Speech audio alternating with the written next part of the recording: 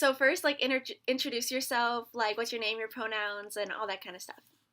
Okay, I am Jennifer, or like J. Katie. It kind of depends. I go by both, but I am Ichabod Crane, BPD. Pronouns are she, her, and yeah, girl. So, in your own words, what is BPD, borderline personality disorder? Jeez.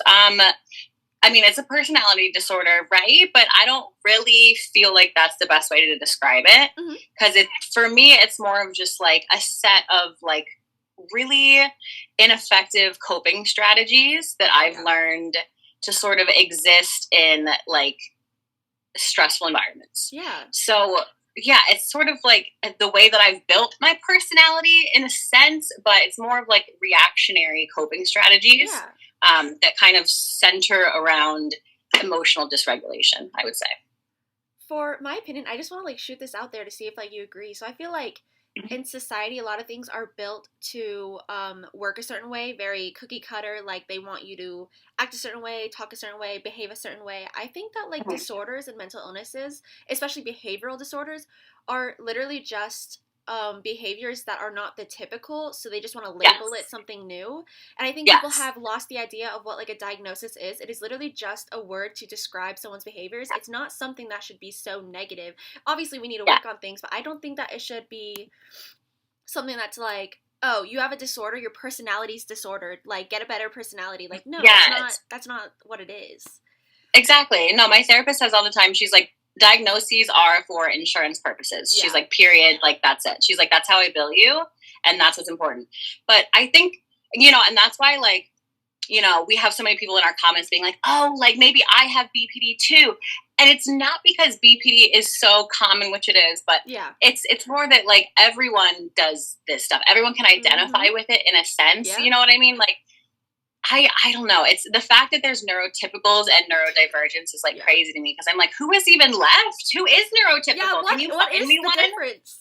I cannot say that I've met one. I don't have one in my life. I'm like, no one in my family, certainly. I'm like, my fiance's not. My son is not neurotypical. You know? Like, who is? Yeah.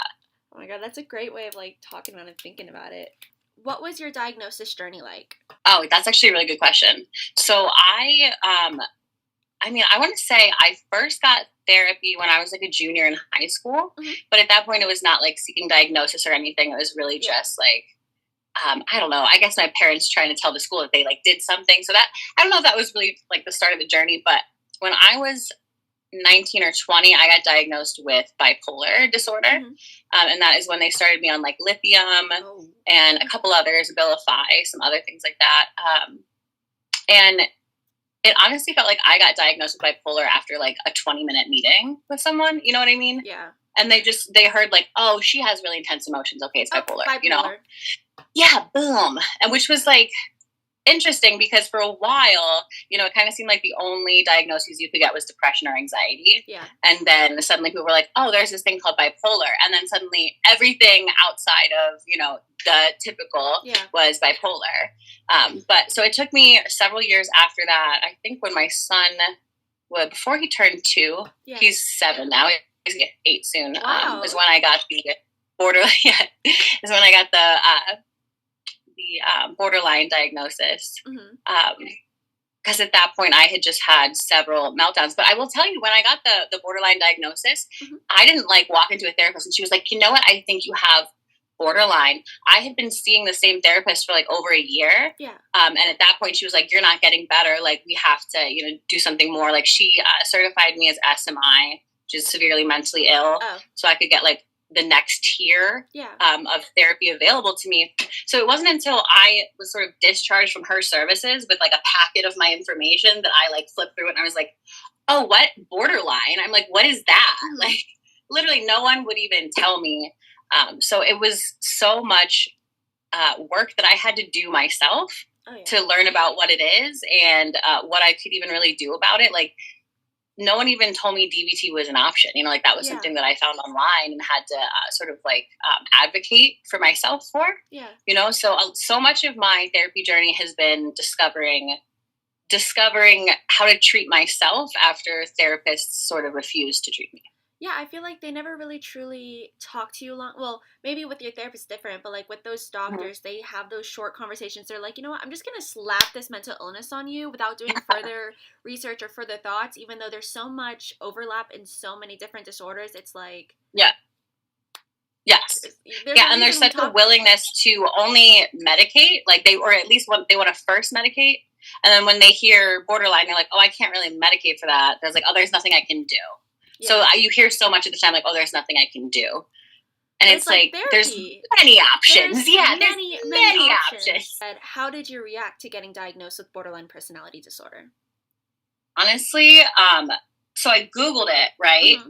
and I found the criteria for it, and it was like the weirdest, biggest rush of relief Mm-hmm. that I ever felt in my entire life. Yeah. Because for so long, especially in high school, right? High school is when we first start feeling like, okay, there's something like, More. like I feel like I'm handling these situations differently than my friends are handling these. Like, like why do I want to die because my friend hung out with someone else and not me? I'm like, that's not typical. So in high school, I was trying to do a lot of research and be like, what's wrong with me, right?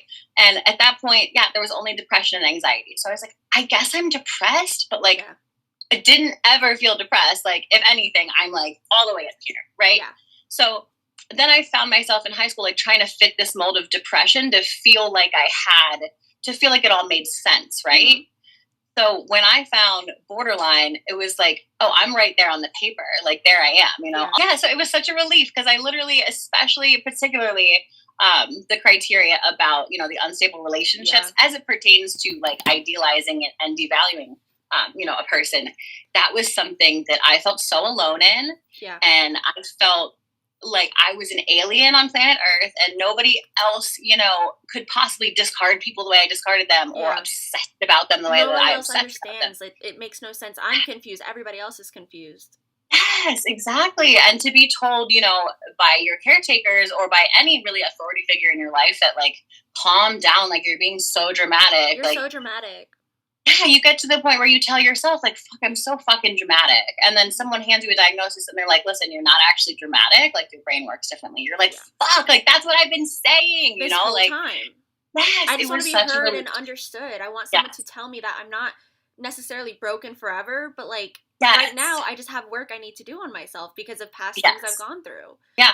And it's funny is I didn't know that I was a part of a stigmatized disorder until I like really became a creator on TikTok. Yeah. Like I really didn't know it was as bad as it was because I don't live on Reddit. That's Reddit, where you find Reddit out. is bad. Reddit is I avoid Reddit. Like ignorance is bliss. Yes.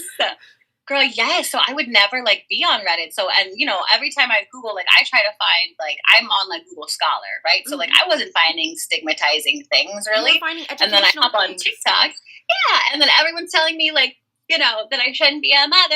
And like, I was like, where is this coming from? I feel like social media is what really stigmatizes the disorder. 100%. It's media and then social media. I feel like now with TikTok, I think BPD, we have done an amazing job. And like a lot of creators, especially the ones from years ago, have done a great job on breaking a lot of that stigma. And now it's been a little bit romanticized in some areas. But I think that like just along with all other mental illnesses, they're so stigmatized. Everybody thinks there's something that they're absolutely not. And it's just like that's because the media is pushing out some kind of narrative of like, oh, this is what this disorder is. Like, have you seen that Split movie with dissociative identity disorder? And it was this is so bad. evil. Like they have evil alters. They're gonna kill you because you don't know what they're gonna be. And it's like that's not what it is. That was Patricia. Like, come on, stop. That's a terrible portrayal of what a mental illness that people suffer with is. Like so horrific, so bad. Yep. I want a documentary, like literally a documentary that explores like people with BPD across the world, right? Yeah. So you see like 25 different reflections, combinations of BPD. Maybe you have like a ballet dancer here and you have like, you know what I mean? Like a small business owner here, a dad, because a teenage girl here. Just like everyone else. Yeah, exactly. Mm-hmm. How does BPD affect your life? Oh, Lord. How does it not? Yeah, that's the better question. Yes, I spent so much of my time trying to act like it doesn't actually affect my life, which is especially as a creator, I'm sure you understand there's that pressure that you feel like, well, I can't give advice if my life's a mess, so I can't show that my life's a mess or 100%. yes, yeah. So there's a lot of pressure to not really disclose, the full BPD-ness of my life. But I try to get more real on Instagram. But emotional dysregulation, violence against myself is something that I struggle with the most. I would say rage outbursts is definitely the criteria that I currently struggle with the most, but really always have. Yeah. And then there's that self-harm aspect as well, not in the classical sense of like cutting, but, I'm a big puncher. I love to punch my own head when I'm angry, and I just can't, there's not even a moment where I could make a different choice. Like, it's really just such a split second. Because it's just like that. Yeah. It's just like that. Like, we have these emotions, and it's so intense. We don't know what else to do other than to either take it out or like scream or yell. And like, even when we're alone, it's not even always, people just think you're always yelling at someone else. No, I'm yelling at myself. Like, I am mad at myself. Yes. Like, why am I feeling like this? Yeah, exactly. And then so it becomes a situation where I literally have to make certain choices in my life, the things that I do, the places I go, the people I hang out with, the job that I have, things like that, crafted around the fact that I have rage, right? Because if it gets to a certain point, right, I'm a danger to myself, I'm a danger to other people, granted, never to my family, but like if a stranger got up in my face, right, like, what wouldn't I do, right? Yeah. You know what I'm saying? Like, I don't know this person, so what wouldn't I do? And like, that's dangerous. That's a choice I never want to make. I never want to be in that position. So I specifically, as it comes to like career paths, I have to choose jobs where, I'm not going to be, in a situation where I'm not going to be like, verbally accosted, like customer service. It's not for me, babe. You know what I mean? Like, I just quit my fast food job. I can't do that anymore. Yes. And it's like, I'm not even a brat. It's like literally like, no, I just like, I take everything to me. And everyone's a threat. Everyone's already a threat to me, right? Even if you're the nicest fucking person, you're a threat to me. Yep. Not in that, like, I want to beef with you, but like, I'm scared of you, bro. Like, you might hurt me. I never really truly trust myself or anybody else. Yeah. Like, you're always hyper vigilant because we have been proven, like, people have proven themselves to us because of our trauma that we're not they're not trustworthy. Nobody's trustworthy. Exactly. They're gonna break our heart. Yeah. They're gonna make us mad. Like, and then we create these like internal delusions that like, oh, this person, they didn't answer my message. Oh, they must hate me. They don't want to talk to me. Like, they don't want to be associated with me. You know, I'm just gonna block them. Like, that kind of stuff. The way we personalize everything that when sometimes, most of the time in my life, it had nothing to do with me in the first place, or, I wasn't part of the equation, or, nothing was ever meant in that way. Like, I love to personalize shit, take everything as offense. So, like, if I'm already taking what you're saying offensively, right, or whatever, or if I have the propensity to take everything as what you're saying offensively, then you start yelling at me, bro, right? Like, so, like, then, you know what I'm saying? Like, then we got a problem, right? So, I have to be careful. Like, there's jobs that I've quit because I've had too many instances, too many close calls where I've been like, okay, like, I don't want to risk it. Like, do I want to risk getting arrested over some stupid shit? You know what I'm saying? Because I can't regulate myself. Exactly. It's regulating emotions. Had a parent sat there with us in our emotions and been like, okay, what is wrong? Like, let's breathe. Let's try this. Let's try that. As opposed to like, go to your room and come back out when you're good. You know what I'm saying? Like, we would not have this. No, maybe not. It's developed. It's not something you're born with, and it's like, okay, you're born with BPD. It is something that we have because of other people. You know, that's just the part that pisses me off. I'm just like, right. How do you think people develop borderline personality disorder? Oh, it's my favorite thing to talk about. It's my favorite thing to talk about. So honestly, I hear a lot of people, specifically in my comments, will say things like, it's all trauma, it's a trauma-based disorder. And, it is in a sense, but it's so much more than that. Yeah. It takes more than that, because we all know people who have had the most traumatic shit happen to them. I know people who have been through, like, shit I have never in my wildest dreams thought, like, could imagine could happen to somebody. And they don't have BPD, Yeah. So it's like, it's not just like, okay, trauma equals BPD, right? It's like multi-factors. Yeah. So not only do you have trauma, right? But it's like, okay, well, what is trauma? Right. So it's our perception of what is traumatic is what's most important, because there's not a big, ruler that, you measure up to here and that's trauma. Anything past that is trauma. Yeah. It's what we perceive to be traumatic. Right. And what changes our perceptions of stuff is our sensitivities and, that sort of thing, right? Yeah. So if we're born sensitive, right, we might have neurobiological sensitivities. Like we might have like extra small amygdalas, right? We might be autistic. Yeah. We might have we might have ADHD. That's what it was for me. I had undiagnosed autism, and I was just labeled as the problem child, and eventually it manifested into borderline personality disorder. I'm saying that's how you get like a whole handful of shit going on. Yes, exactly. And so some of us we have those sensitivities, right? So because we're sensitive, our perception of trauma is completely different. Oh, yeah. Right?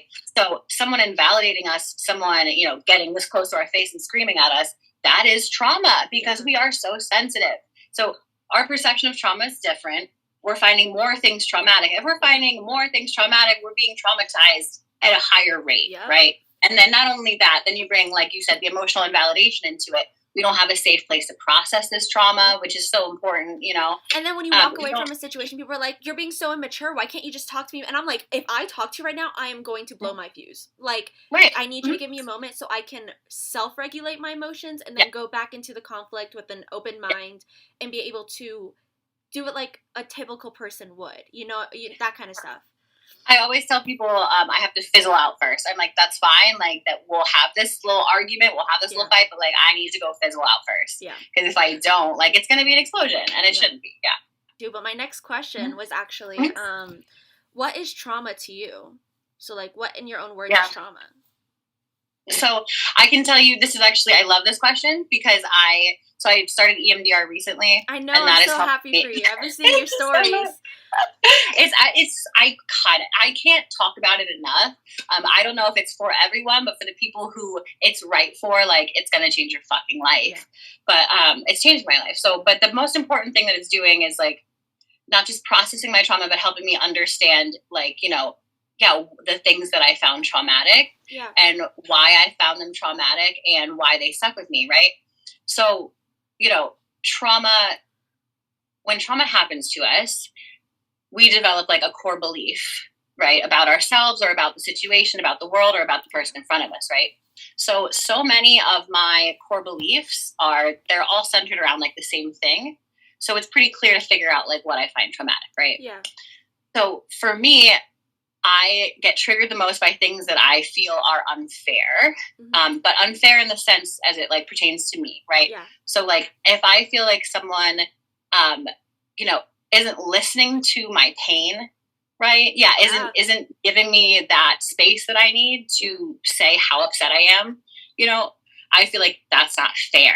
And, that's something that's like really going to trigger me. Yes. And then, having, or at least feeling that my reality is being manipulated. Yeah. So, which is a really gray area, right? Because, I want to be so sure I'm not being gaslit in every single conversation. Oh, 100%. But at the same time, I have to understand that my perception of something is not reality, right? So just because I feel a certain way, doesn't make that the situation.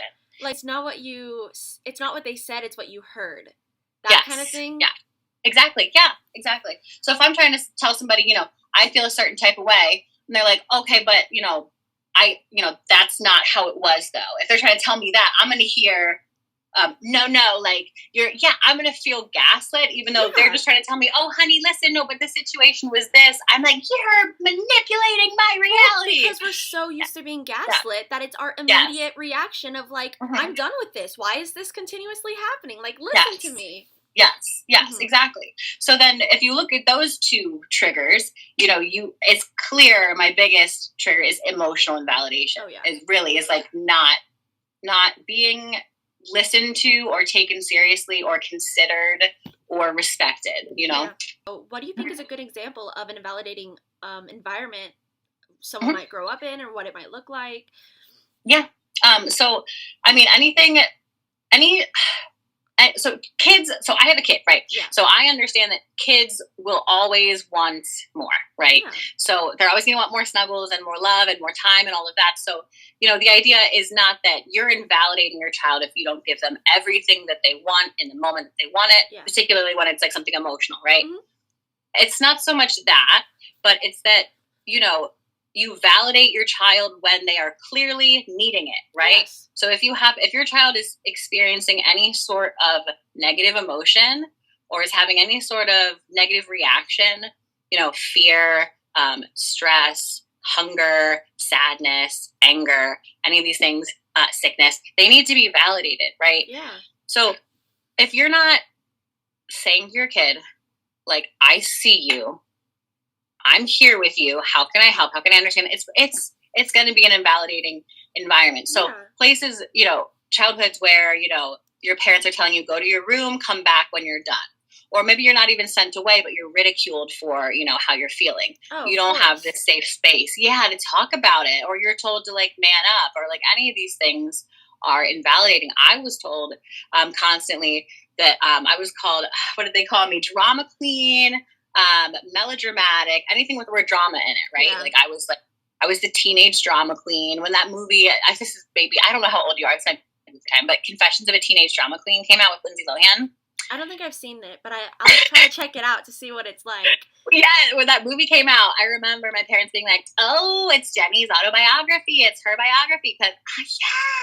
Because just the you're constantly telling your kid, and I'm talking more like, especially as kids and babies and stuff, when people are like, oh, my baby's so needy, my kid is so needy, but like, that is your job. And I don't think people realize that parenting, the job part, you are responsible for raising an entire human being, and how you need to tell them you're valid, you're loved, you're understood, you are a kid, and you literally do not know your emotions and how to regulate them and feel them. You are supposed to be taught that.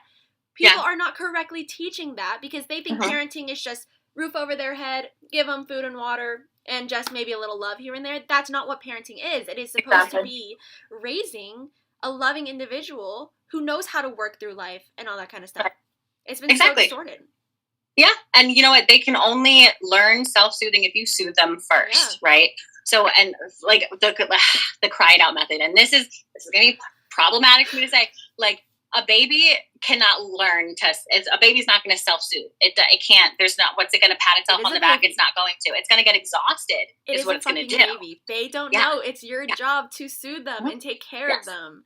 Yeah, exhaustion is not a soothing technique. Yeah, crying to you are purely exhausted, you pass out. That's not a self-soothe technique. If it was, you and I, we'd be great at it, right? Like we cry till we pass out all the time. We are not soothing ourselves when we do that. Yeah, it's not a soothing technique. Yeah.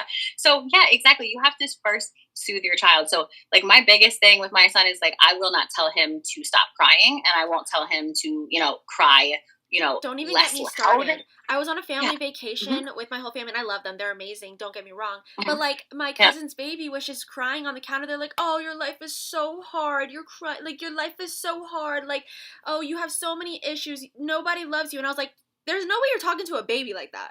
Like literally, like." Why don't we see what the baby needs? Baby might be hungry. Baby might want a snack. Like, the baby is not there to be quiet for your convenience. The baby is there for you to take care of it and love it and give it its needs. Because right now it isn't in time of its life until it's maybe like, especially 5 years old and older. But like, they need you. They cannot go on their own. So that's the thing is like, the school of thought is like, okay, well, if I pick up my child all the time, then my child never wants to be put down. If my child never wants to be put down, they're spoiled, blah, blah, blah. The idea is, no, you're creating a secure attachment. Yeah. So for the first, X amount of years of your kid's life, you're literally teaching them, you're creating a reality where they know for a fact, every time they want love, they will receive it. Yeah. Right? That's creating a secure attachment. Yeah. And we're telling parents all over the world, don't create secure attachments. Creating that is spoiling your child. No. Oh my. What is the most stigmatized thing about BPD? I would say, I will tell you where I received the most shit. You know what I mean? It's definitely parenthood. It's the idea that people with BPD can't then go on to be parents, right? Which is whack because most of us kind of got this disorder from like shit parenting, for the most part. So most of us kind of had a really up close and personal lesson of like what not to do, Oh, yeah, 100%. Yeah. And, I will say my dad didn't have BPD, but autism and untreated PTSD, right? So he... that was very traumatizing. The untreated PTSD was very traumatizing to me, right? As a child. Yeah. Had it been treated, I can't say that it would have been traumatizing to me, right? So as someone who has BPD, it's particularly a diagnosis of BPD is in treatment, that kind of thing, they're aware of this, like it's not going to have the same effect as someone with untreated BPD would. And I think that a lot of the time we get lumped together. You know, people who are undiagnosed, untreated, unaware get lumped together with people who are in treatment. Lumping it together. I feel like I've tried talking about there's a difference between managed and unmanaged. People who were saying, and I said that unmanaged is so different. You cannot teach people that managed and unmanaged cluster B are the same thing because they are not. Yeah. And no, absolutely people not. are literally running up me being like, you're armchair diagnosing, you're stigmatizing, you're demonizing these disorders. And I was like, no, I want to properly teach people that all cluster Bs are amazing, but we need to teach people how to manage with We're not saying that unmanaged is inherently worse or anything like that. Just that truthfully, you know what I'm saying? Unmanaged BPD can have negative effects on people surrounding you because it's an interpersonal disease. It's a disease of interpersonal relationships, right? So if you're unmanaged, you're going to be diseasing your interpersonal relationships in certain ways. If you're managed, you're aware of this. We are like, I would say people with managed BPD are so much more like just aware of interpersonal communication than neurotypicals, you know? So 100%. What made you want to become a BPD or mental health creator online? Oh my God, girl. Funny story. I never wanted to be. Really? It's so weird. I was having, my friend, like in real life, who I actually like, I met her at work and, you know, we chit-chatted a lot and she reminded me so much of myself. Yeah. And she would always tell me about her ex, right? And like, it was like this like big FP relationship. And I told her one time, I was like, listen, girl, like I feel like you should see a therapist because you remind me a little bit too much of myself. Yeah, of course. And I have a disorder, you know? Yeah. So she saw a therapist, she got diagnosed with BPD. So in real life, in real life, I have BPD. And then one day we were texting and she was asking me for advice and I just sent her this little paragraph response, just some life advice like I always do. Like, that's my girl, you know? And she responded back. She's like, that would make a great video. And I was like, interesting. Yeah. So I had a TikTok for about 2 months. This was like just after COVID. Yeah. I think I posted like 2 videos on it. And like one was a video of my dog and one was a video of me like doing a workout. Yeah. And you know, I'm 30 years old. Like I didn't know how to work TikTok. Yeah. But I just filmed myself like just saying the advice that I gave to her in the text and that shit blew up. Really? So I was like, that's weird. And I had never even seen anything about BPD on my like FYP before because I was rarely on it. So it was just getting me the classical, like, you know. Because that's how the algorithm works. The more, that's what I wish people would realize. The more content you watch on certain things, the more you're going to get. Oh my God, it took me so long to re-curate my FYP because it got to a dark place. I was like, I can't. And I had to literally only interact with videos that were uplifting and re-curate it. You're absolutely right. Yeah, because I feel like that's the biggest part of like recovery. It took me so long to even get into a better recovery mindset because I realized I was surrounding myself with the worst type of content to watch. And that's just making myself feel understood in pain rather than feeling understood and growing. You know how much happier I am now that I'm like really working towards helping other people and growing myself rather than making people feel understood just only in pain, you know? It's the biggest part of that. No, yeah, the best way to get out of your head is to help others. Absolutely 100%. Because that takes you out of the, and not in like a negative way. I don't want to say this and people are like, oh, but it takes you out of like your own world in a sense and it puts you out there realizing there's so much more than just what I thought. Like, oh, there's so much more than hate and there's so much more than just hating myself. I can actually love myself. Like I can actually do that. And it's an amazing discovery to be able to make. It is, and it's weirdly therapeutic, especially like, you know, with someone with like BPD, because we don't like ourselves. So then to have people who comment on our videos and they're like telling us how I'm like, stop it. I'm like, you lie. Like every time. Exactly. So yeah. What's your favorite thing about being a content creator? Oh my Lord. Honestly, I'm going to give you a real answer because I could be like, you know, like my favorite thing is like helping people, which like I love helping people grow up. But my favorite thing is the fact that Dina from Superstore followed me on TikTok. So that's my favorite thing. No, dude, when I tell you, like, again, I don't want to sound like a fangirl because, like, I see people, like, you are human just like me, so I don't like to idolize people, but I see you as a good mentor because you're loving, you're caring, so whenever you, Avery, when they followed me, Shit. I was like, I love your guys' content. Like, you guys truly have helped me so much. Like, whenever people, when I started making connections with people, it was honestly such an honorable experience of being like, not only are we all helping people, but we are helping each other at the same time by like helping each other grow, because we all suffer with the same disorder. We all have these issues that we really want to work on, and it's so beautiful being able to come together as a community, being like, we love each other. We want to help each other grow. We're not going to fault you for making mistakes. You got this. Oh, yeah. The BPD creator community, I fucking love being a part of. You know what I mean? Like, it can get hairy, but, like, you know what I'm saying? But, like, for certain parts of it, I love. Like, I always have, like, these private little DMs. I have a private DM with you, with Avery, Jasmine, like, Mick, like, all of them. You know what I'm saying? Like, I love that. And I have, like, you know, I go to you for something. I'll go to Avery for, like, certain questions. And then, like, Jasmine, I hit up all the time because I need her energy. You know, like, I just love, like, the circle that we kind of have. Yeah. It's a vibe. You know what we need, though, is we need, like, one of those, like, retreats. We need, like, a BPD creator retreat. I want to do one so bad. I want to do a collab with all of you guys. Like, I would love for us to be able to come together, show people all of the creators they maybe watch on their For You page and be like, hey, stop watching negative content. You have so much value. You have so much worth. And just because you have BPD, you can get better, and you can do better, and you will be better. Let us help you, and you help us. We all together mutually teach each other. It's okay to not hate ourselves. It's okay. Yeah, symbiotic, babes. Absolutely. Yeah. We're planning a retreat. I'm like, we're doing it. We're doing it. What is your least favorite thing about being a creator? I mean, obvious answer, the hate. Like, I truly, you know, I've gotten better at it. Like, it doesn't hurt me as much as it used to. But, like, honestly, I thought that I would get to a point where, like, it just doesn't bother me anymore. But it's been 2 years, and like, every time, like, that heart rate up. For real? You know what I'm saying? Like, triggered, you know, questioning my worth. My anxiety meds are my best friend now. Like, I'm reading these comments. I'm literally having to take my meds because it's like these people are giving me panic attacks, and they just comment on my video like they know me, and I'm just like, fully. 100%. I absolutely, that's my least favorite thing. Yeah. And I never get used to it. It never gets easier. It hurts like a slap in the face. Like, I wish these people would just run up and slap me in the face instead. Like, straight up. That. Just all the fucking haters, girl. Yeah, just slap me in the face. Do that. What is something you wish people knew about BPD?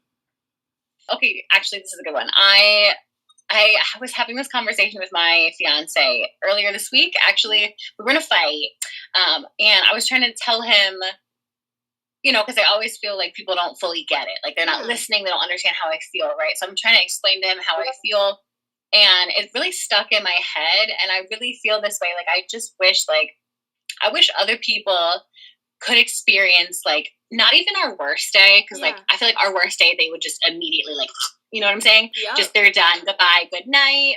But, like, our, like, medium bad day, you know, where we're just, like, white knuckling it through the whole day. If they could experience one of those days for us, like, I really feel like collectively the world would just, like, get down onto their knees and, like, grovel, you know? Nobody ever puts themselves in your shoes. Like, genuinely. People don't understand that our emotions are genuinely so heightened, and we feel a certain way, and we feel that way so intensely in the moment, and it could be the smallest trigger, but like, and then they put you down for it, they make fun of you for it, and I'm just like, listen, this is intense for me. Like, the smallest thing, honestly, like, people take their lives, and people have risked their own lives because of what someone would consider small, but to us, because of just everything's a last straw now. People are not supposed to go through this much trauma. Life is not supposed to be like this. But society has made it like this, and it's so hateful, and we are at our last straws, and we are having to work for ourselves to fix other people. We are having to work hard to fix what other people broke. It's like someone threw a vase on the ground and was like, that wasn't my fault, and I'm putting together the pieces. It's like, how does that make sense? We have to undo something when, like, people who did it to us, like, never have to think about it for the rest of their lives. Yeah. And BPD is just being, like, so raw. Like, we're so raw. So, like, I mean, no, I wish I could explain, and you know, but, like, to someone else, like, that moment when, like, let's say you're just in a normal conversation with someone, and they say something, and it triggers you, you know it shouldn't, like, you know they didn't mean it, but you feel it, right? Yeah. So that moment where you have to like fix your face, but you feel the color like draining out of your face, and you're like, I'm gonna fucking vomit right now. Like, cause you feel that emotion so strong. Like when you feel emotions that strong, they're connected to your body physiologically, and right? People don't realize so you're yeah, it's like a blood pressure thing. It's a migraine thing. It's a nausea thing. It's everything. Yeah. So is there anything like you'd like to say last? Anything you'd like to tell anybody if people are like to the people watching? Is there anything you'd like to tell them? Anything? Last regards? Yeah, absolutely. So I specifically, I think a lot of people watch our content and identify a lot with BPD. Yeah. And they want to know, what does this mean? Like, how do I get a diagnosis? That kind of thing. Yeah. And the biggest thing that I want to drive home is that diagnosis is just not as important as treatment. Yes. And you don't need a diagnosis to get treatment. And in some cases, it's just not even helpful to have that diagnosis, And I think relating to, the BPD traits is enough in and of itself. If you relate to them, you might need help with emotional regulation for whatever reason that might be, Yeah. And you can always treat that with like DBT and some other things like that, And obviously, like, I do also want to mention, like, the validation part. I do think that it feels really nice to feel validated with that diagnosis, feel understood, and that's a huge part of it. But it is so important to know and realize that we are being taught on social media that this diagnosis is going to change our life. And that's what I thought. I thought I was going to get diagnosed with it. I felt validated with it, and my life was going to change. It was all just going to go away. But getting into into a recovery, the first thing you literally have to drill into your mind and your mindset is that your emotions are valid no matter what. And it is okay to get better without having to get worse. It is okay because you're going to feel so much better. And that diagnosis, it is there for you to find treatment and to feel understood, sure. But, like, that treatment part is going to make you feel so good. You are going to feel so happy. That's the biggest part of it, is that treatment and being able to get better rather than on social media being taught that, like, a diagnosis is the most important part of your recovery, Yeah. I see so many people getting married to the diagnosis and making the diagnosis a part of their identity when it's really like the journey, like the treatment journey should be what's part of your identity, like it should be BPD, like you have BPD. Yeah, exactly. And, if you want to identify with it, it's like, that is cool, but make it be like, this is what I have and this is everything that I'm doing to get better. Like, have that be what you're focusing on and not like, I have this, I have this, I have this, Because once you stop labeling yourself so heavily with those labels, you truly learn I'm worth so much more than just the stigma behind this disorder, or so much more than this label. You are you, and you are wonderful, and you're loved. Like, you're so loved. 100% true. And because the truth of the matter is, like, who knows if we even fucking have BPD? You know what I'm saying? Like, because these are just words. These are just words. Like, it's all part of a system of trauma and how we're learning to deal with it. You know what I'm saying? Like, PTSD and BPD and all these things can all just be part of a system, right? We're trying to piece it apart. It's like, when really all that we need is just better coping strategies, better regulation, I really hope soon the shift on social media, unrealistic, but I just really hope it shifts to more recovery content that people can watch rather than just such negative stuff. Like, I'm tired of that. That part of my life is over. I want my recovery. I want to get better. I want to ignore the hate. And I want that for everybody else too. And I want everybody else to know this is what we stand for. Like, we want you to get better just as much as we want, like, I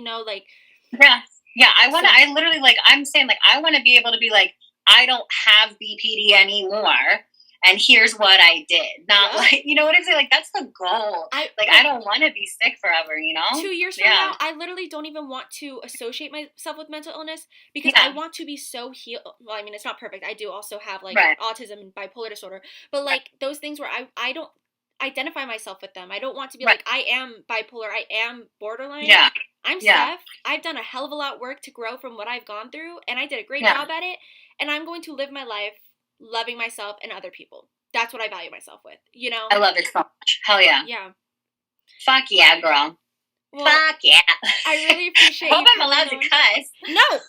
Girl, I cuss so much. Like, it is so bad. I'm like, I just realized, and in the last 2 minutes, let me ask real quick. I'm like, but thank you so much for coming on and talking about it and giving me your perspective on everything. I'm sure everybody's going to love it, and it's going to do so much good. Thank you so much for having me. Have a good day. All right, bye, Steph. Bye. Bye, love. Hope you liked my videos. Is there anything else I'm supposed to say as a YouTuber?